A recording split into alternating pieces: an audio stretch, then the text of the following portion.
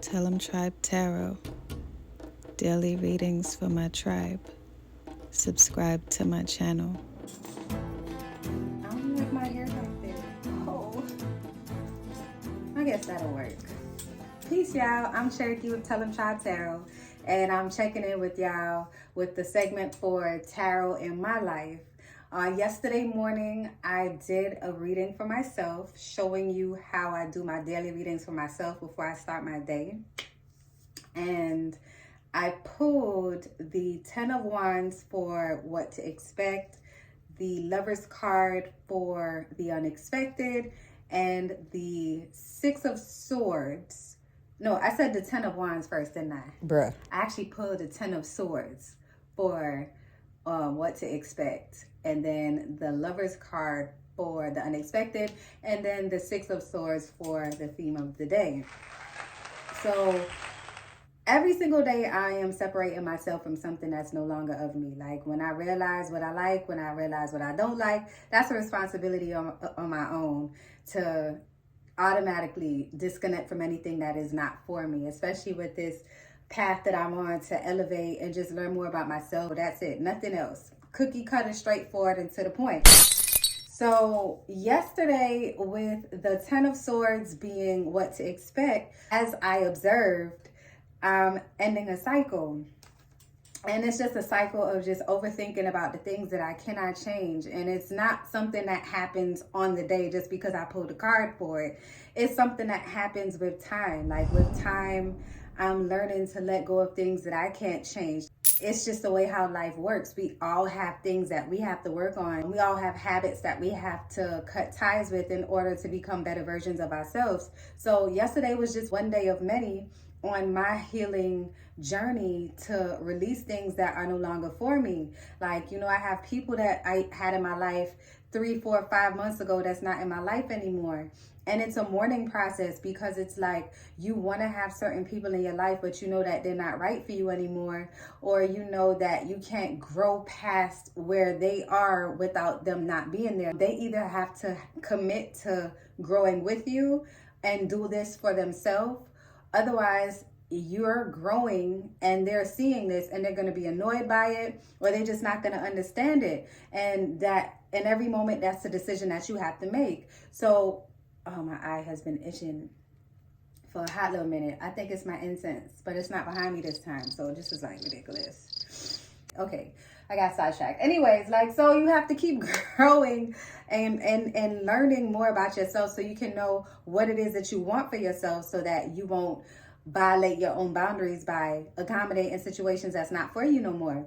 So, you know, I recently got out of a relationship, not that recent, maybe 90 days, maybe 180 days. I don't know how long it was. I haven't been counting, but the relationship just wasn't doing it for me anymore. You know, like you realize and you looking in the moment and you like, this ain't even me. Like, and I'm being myself, and my version of myself is just too good for who I'm with. It's just, and you know this, you know when you're too good for a person, but it's hurtful because you look at it like, you know what, I attracted you for a reason. Obviously there's something within you that attracted me, something that I'm reflecting from myself. So I want to fix what's, or at least address, because everything doesn't necessarily need fixing, it just needs adjusting. So I just want to address and adjust the thing within me that attracted your punk ass at the time that I did, and we could do this shit together. But if you have no interest in changing, then I have a responsibility to move the fuck on. So I've been in move the fuck on mode, not just from relationships that doesn't work for me anymore. I'm talking about situations that don't work for me no more, money situations that don't work for me no more.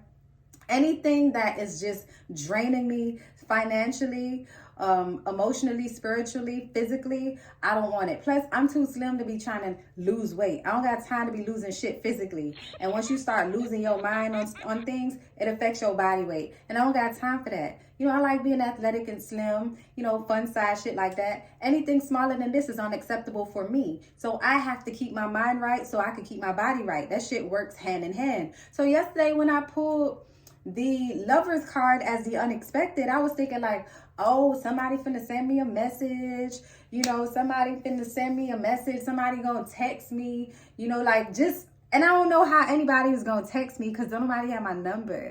And so it was just like, it wasn't realistic. But with these readings, it's like you can only think as far as you have experienced, you know what I mean? So with these cards, I'm still learning more about myself, and the more that I learn about myself, the more I learn in depth about these cards. So yesterday wasn't so much about someone sending me love like in the physical realm. It was more about the universe showing me love to show me, hey, look, remember to love on you. And I did say that yesterday, like, remember to love on you. I was backing out my car. I had just got out the corner store. Mind you, I had just did the video with y'all, uploaded it and everything. Went to the corner store to get me a little wine cooler and some lotto tickets. I ain't getting no lotto tickets, which reminds me I gotta get lotto tickets. I thought about getting lotto tickets. I went to the corner store and I was just still in my mind about just everything that's happening in my life, about my money, about meetings that I have, about shit that I have to set up for my businesses, things that needs to be done administratively, and just thinking, not being in the moment. I was living in the future, just thinking about everything that I have to do that was not done.